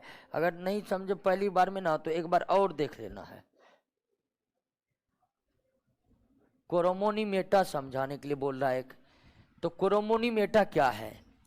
तो गुणसूत्र के मैट्रिक्स में धागों की समान संरचना को क्रोमेटिड। अब जो ये दो क्रोमेटिड दो है, दो धागा है, तो क्रोमेटिड जो है, क्रोमेटिड, ये प्रत्येक धागा खुद कई सूक्ष्म धागों से बना हुआ है। क्रोमेटिड नामक धागा पुनः कई सूक्ष्म धागों से मिलकर बना होता है। क्रोमेटिड में उपस्थित सूक्ष्म धागों को कोरोमोनीमेटा कहते हैं। कोरोमोनीमेटा कहते हैं। क्या कहते हैं? कोरोमोनीमेटा कहते हैं। क्लियर हो गया ना जी? गुणसूत्र की संरचना को समझ गए? ध्यान दीजिए, हम जेनेटिक्स पढ़ रहे हैं, लेकिन हम बताए थे कि जेनेटिक्स समझना है तो पहले गुणसूत्र को समझना पड़ेगा, फिर डीएनए को समझना पड़ेगा, और फिर जीन को समझना पड़ेगा, तब जाकर हम जेनेटिक्स को समझ पाएंगे। तो गुणसूत्र, डीएनए और जीन में गुणसूत्र क्या आप समझ चुके हैं? डिप्लॉयड हैप्लॉयड क्रोमोसोम का कॉन्सेप्ट क्लियर हुआ? अब आप ध्यान दीजिए कि हम शुरुआत में समझे थे कि माता पिता के गुण उनके संतानों में जो ले जाता है वह जीन है, और जीन डीएनए के भाग है, और डीएनए अणुओं से मिलकर बना है क्रोमोसोम। तो क्रोमोसोम के संरचना में ही डीएनए अणु शामिल है। क्रोमोसोम के संरचना में ही डीएनए अणु शामिल है, और क्रोमोसोम की रचना में जो ये क्रोमेटिड है दोस्तों, क्या है? क्रोमेटिड्स। अब क्रोमेटिड्स में तो कोई दिक्कत नहीं है कि क्रोमेटिड्स क्या है। इसी क्रोमेटिड्स में रहता है क्या? डीएनए अणु रहता है। आपको शुरुआत में बताए थे कि क्रोमेटिन जालिका गुणसूत्र बनते हैं। क्रोमेटिन जालिका DNA, RNA, histone protein, non histone protein, अन्य कई पदार्थों से मिलकर बना होता है। वही क्रोमेटिन नेटवर्क गुणसूत्र बन गया, और तो उससे यह गुणसूत्र भी DNA, RNA, histone protein, non histone protein से ही बना होगा। तो इस डीएनए के जिस भाग में, इस गुणसूत्र के जिस भाग में डीएनए अणु मौजूद रहते हैं वो आपको क्या है? क्रोमेटिड्स। ये धागों की समान संरचना डीएनए से बना होता है। गुणसूत्र के मैट्रिक्स में स्थित धागों की समान संरचना जिसे क्रोमेटिड कहते हैं, यही क्रोमेटिड में मुख्य रूप से पाए जाते हैं क्या? डीएनए अणु पाए जाते हैं। डीएनए अणु जो है, डीएनए अणु का ही भाग है दोस्तों क्या? जीन है। डीएनए अणु के ही भाग कौन है? जीन है। तो अगर जीन डीएनए अणु के ही भाग है दोस्तों, तो जीन भी गुणसूत्र के उसी हिस्से पर होंगे जिस हिस्से पर कौन है? डीएनए है। और डीएनए है क्रोमेटिड पर, तो जीन भी कहां होगा? क्रोमेटिड पर ही होगा, क्योंकि वही डीएनए का तो भाग है जीन। तो बात को समझिए, ये जो गुणसूत्र के क्रोमेटिड है यही डीएनए से बना हुआ है, और उसी डीएनए का भाग जीन है। तो गुणसूत्र के भीतर जीन गुणसूत्र के क्रोमेटिड पर बिखरे पड़े नजर आते हैं। जीन जो गुणों को एक पीढ़ी से दूसरे पीढ़ी ले जाते हैं, वह जीन दोस्तों, वह जीन क्रोमेटिड नामक धागों पर बिखरे पड़े नजर आते हैं, और एक गुणसूत्र पर कई जीन होते हैं दोस्तों, ढेर सारे, लगभग एक गुणसूत्र पर 3000 की संख्या में जीन हो सकते हैं। तो क्लियर हो गया, गुणों को एक पीढ़ी से दूसरे पीढ़ी ले जाने वाली इकाई क्या है? जीन है। जीन कहाँ पाए जाते हैं? डीएनए कहाँ पाए जाते हैं? क्रोमोसोम में। डीएनए क्रोमोसोम के किस भाग पर पाए जाते हैं? क्रोमेटिड पर पाए जाते हैं। अगर डीएनए क्रोमेटिड पर है तो जीन कहाँ होगा? तो गुणसूत्र के किस संरचना पर जीन बसे होते हैं? क्रोमेटिड पर। गुणसूत्र के किस संरचना पर जीन बसे होते हैं? क्लियर हो गया? गुणसूत्र का सारा खेल समझ गए आप दोस्तों? कोई दिक्कत नहीं ना? अब दोस्तों गुणसूत्र के क्रोमेटिड पर ही पाए जाते हैं डीएनए, और डीएनए के ही भाग है क्या? जीन। जीन को डीएनए का क्रियात्मक इकाई कहा जाता है। रचनात्मक इकाई नहीं भी कहते हैं या कह भी सकते हैं, लेकिन क्रियात्मक इकाई तो कहना ही पड़ेगा। डीएनए अणु के फंक्शनल यूनिट को ही क्या कहा जाता है? जीन कहा जाता है। डीएनए अणु के फंक्शनल यूनिट को क्या कहा जाता है? जीन कहा जाता है। और इस डीएनए अणु को सजीवों के शरीर का आनुवंशिक पदार्थ कहा जाता है, हेरिडिटी मैटर कहा जाता है, आनुवंशिकी पदार्थ कहा जाता है। जीन को कहा जाता है आनुवंशिक इकाई कहा जाता है। जीन को क्या कहा जाता है? आनुवंशिक इकाई कहा जाता है, हेरिडिटी यूनिट कहा जाता है। डीएनए सजीवों के शरीर के क्या है? आनुवंशिक पदार्थ है। डीएनए के क्रियात्मक खंड को या इकाई को या फंक्शनल यूनिट को क्या कहते हैं? जीन कहते हैं। और जीन को सजीवों के शरीर का क्या माना गया है? क्या माना गया है? इकाई माना गया है। तो डीएनए सजीवों का आनुवंशिक पदार्थ है, और जीन आनुवंशिक इकाई है। जीन आनुवंशिक इकाई है। गुणों को एक पीढ़ी से दूसरे पीढ़ी ले जाने का कार्य कौन करता है? जीन करता है। और जीन किसका भाग है? डीएनए का भाग है। डीएनए क्रोमोसोम पर, क्रोमोसोम कोशिका के केंद्रक में। तो अब क्रोमोसोम समझ गए, तो किसको समझना है? डीएनए का। और डीएनए दोस्तों के बारे में एक चीज तो आप समझ ही गया है कि डीएनए हमारे शरीर का क्या है? आनुवंशिक पदार्थ है। डीएनए आनुवंशिक पदार्थ है। सबसे पहले कोशिका के क्रोमोसोम से डीएनए अणु को अलग करने में जिन्हें सफलता प्राप्त हुई उसका नाम था फ्रेडरिक मेसर। अब डीएनए का विस्तार से अध्ययन तब होगा जब डीएनए अणु को कोशिका से अलग करके देखा जाएगा, तभी ना विस्तार से अध्ययन होगा। तो डीएनए अणु कोशिका के गुणसूत्र के क्रोमेटिड में है। उस क्रोमेटिड इकाई से डीएनए को अलग करने का काम, यानी कोशिका से डीएनए अणु को पृथक करने में सबसे पहले किस वैज्ञानिक को सफलता मिली? फ्रेडरिक मेसर को सफलता मिली। और फ्रेडरिक मेसर ने कोशिका से डीएनए अणुओं को अलग कर उसका नाम न्यूक्लिन रखा था। क्या नाम रखा था? न्यूक्लिन रखा था। डीएनए अणु को कोशिका से पृथक करने में सबसे पहले किस वैज्ञानिक को सफलता मिली? Frederick measure. ये इस चैप्टर में वैज्ञानिक के भी नाम खूब पूछे जाते हैं। अब तक आपको 3 से मुलाकात करवा दिए हैं, हाउफ मिस्टर वाल्डेयर और फेडरिक मेसर। गुणसूत्र का खोज हाउफ मिस्टर, क्रोमोजोम वर्ड देने वाला वाल्डेयर और फेडरिक मेसर वो वैज्ञानिक है, फेडरिक मेसर वो वैज्ञानिक है जो सबसे पहले डीएनए अणु को कोशिका से अलग कर उसका नाम क्या रखा? न्यूक्लिन रखा। क्या रखा? न्यूक्लिन रखा। आगे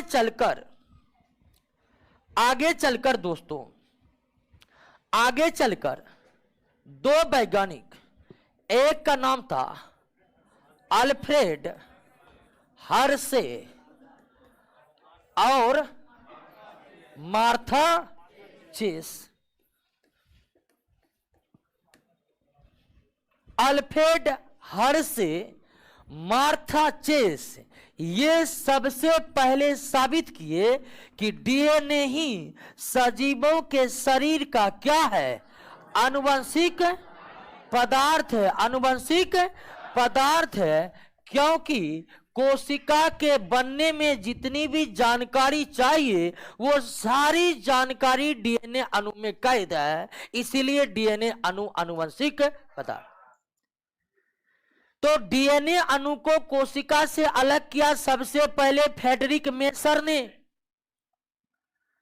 और फेडरिक मेसर ने जब डीएनए अणु को कोशिका से अलग करने में सफलता प्राप्त की तो आगे चलकर अल्फ्रेड हर्शे और मार्था चेस ने, अल्फ्रेड हर्शे और मार्था चेस ने यह साबित किया कि डीएनए ही सजीवों के शरीर का क्या है? आनुवंशिक पदार्थ है। तो डीएनए ही आनुवंशिक पदार्थ है, इसकी जानकारी सबसे पहले किसने दिया? अल्फ्रेड हर्शे और मार्था चेस। अब आप ये समझने की कोशिश कीजिए दोस्तों कि एक सजीव के शरीर में ढेर सारे अणु हैं, ढेर सारे अणु हैं, लेकिन सभी अणु आनुवंशिक पदार्थ की भूमिका नहीं अदा कर सकते हैं। केवल डीएनए को ही आनुवंशिक पदार्थ कहा जाता है। और डीएनए ही आनुवंशिक पदार्थ क्यों है? डीएनए ही आनुवंशिक पदार्थ क्यों है? अन्य कोई और पदार्थ जो सजीवों के शरीर में है वो आनुवंशिक पदार्थ क्यों नहीं है? तो कोई भी अणु अथवा पदार्थ अगर आनुवंशिक पदार्थ होगा तो उसमें कुछ गुणों का होना अति आवश्यक है, और एक अणु अथवा पदार्थ को आनुवंशिक पदार्थ के रूप में अपने को दर्शाना है, यानी कि दिखाना है, तो उस अणु या पदार्थ में कुछ गुण का होना अनिवार्य है। और पहला गुण है कि अणु अपनी प्रतिकृति, रिप्लिकेशन या रिप्लिका जिसको हम कह सकते हैं, प्रतिकृति को अंग्रेजी में रिप्लिका कहते हैं। अणु अपनी प्रतिकृति बनाने में सक्षम हो, अणु अपनी प्रतिकृति बनाने में सक्षम हो तभी वह आनुवंशिक पदार्थ की भूमिका अदा कर पाएगा, और यह क्षमता डीएनए में है। डीएनए अणु अपना प्रतिकृति बना सकता है, यानी एक डीएनए अणु अपने समान अन्य दूसरे डीएनए अणु का निर्माण कर सकते हैं। यानी आप कह सकते कि ब्रह्मांड में ये एक ऐसा मॉलिक्यूल्स है जो सजीवों के भांति व्यवहार करते। एक अणु अपने जैसे अणु उत्पन्न कर रहा है, इसको आप जनन नहीं कर सकते हैं? कर सकते बिल्कुल। तो ब्रह्मांड का सबसे अनोखा अणु है डीएनए। इस डीएनए अणु में इतनी क्षमता है कि ये अपने जैसे दूसरे डीएनए अणु बना सकते हैं, इसीलिए डीएनए ही आनुवंशिक पदार्थ है। और डीएनए का डीएनए बनना रिप्लिकेशन कहलाता है। डीएनए का डीएनए बनना क्या कहलाता है? रिप्लिकेशन कहलाता है। क्या कहलाता है? रिप्लिकेशन कहलाता है। क्या कहता है? रिप्लिकेशन कहलाता है।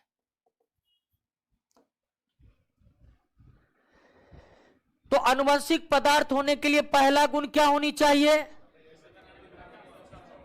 क्या डीएनए अपने प्रतिकृति बनाने में सक्षम है? बिल्कुल, डीएनए ही सक्षम है और कोई नहीं है। और डीएनए से डीएनए बनना क्या कहलाता है? रिप्लिकेशन कहलाता है। क्या कहलाता है? दूसरा, आनुवंशिक पदार्थ होने के लिए जो दूसरा गुण अणु में होना आवश्यक है कि उसका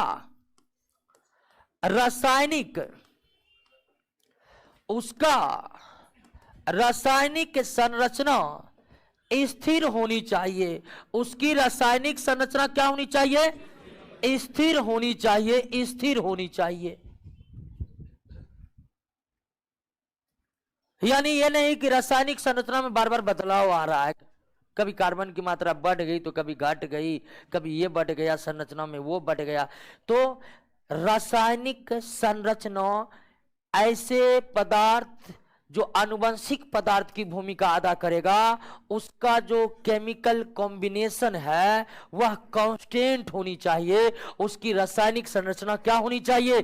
स्थिर होनी चाहिए। और डीएनए की रासायनिक संरचना बिल्कुल स्थिर होती है। डीएनए की रासायनिक संरचना बिल्कुल स्थिर होती है। आनुवंशिक पदार्थ होने के लिए जो तीसरा गुण का होना अति आवश्यक है कि उसमें उत्परिवर्तन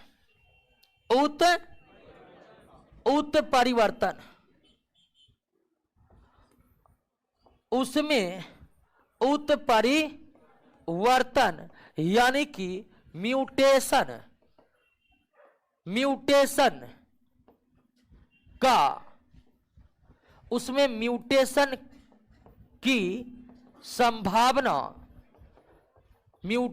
की संभावना होनी चाहिए। अब एक नया टर्म आ गया, म्यूटेशन। म्यूटेशन क्या है? अचानक बहुत बड़ा बदलाव ही क्या है? म्यूटेशन है। जैसे माता पिता समान लंबाई के हैं लेकिन संतान बहुत लंबे हो गए, ये एक तरह का म्यूटेशन है, बहुत बड़ा परिवर्तन है। तो आनुवंशिक पदार्थ में म्यूटेशन की संभावना होनी चाहिए, बहुत जरूरी है। और तीसरा, चौथा गुण ये होनी चाहिए कि उसको मेंडल के नियम पर खरा उतरना होगा। मेंडल के नियम पर खरा उतरना होगा। तो एक डीएनए ही आनुवंशिक पदार्थ है, और डीएनए ही आनुवंशिक पदार्थ क्यों है? तो इसको समझिए इस तरह से कि आनुवंशिक पदार्थ होने के लिए कुछ गुणों का होना अति आवश्यक है। अपनी प्रतिकृति बनाने में वो सक्षम हो, उसका रासायनिक संरचना कांस्टेंट हो, उसमें उत्परिवर्तन की संभावना हो, और उस अणु को मेंडल के अनुरूप उन्हें व्यक्त करना हो। और ये चारों गुण सजीवों के शरीर में केवल डीएनए अणु में ही पाए जाते हैं, और इसीलिए डीएनए आनुवंशिक पदार्थ। तो क्रोमोसोम समझ गए, अब किसको समझना है? डीएनए। डीएनए के बारे में एक चीज तो समझ गए हैं कि डीएनए आनुवंशिक पदार्थ है, और डीएनए ही आनुवंशिक पदार्थ क्यों है ये भी आप समझ गए हैं। तो आइए नेक्स्ट क्लास में हम डीएनए की संरचना पर बात करेंगे, या डीएनए के बारे में पढ़ेंगे।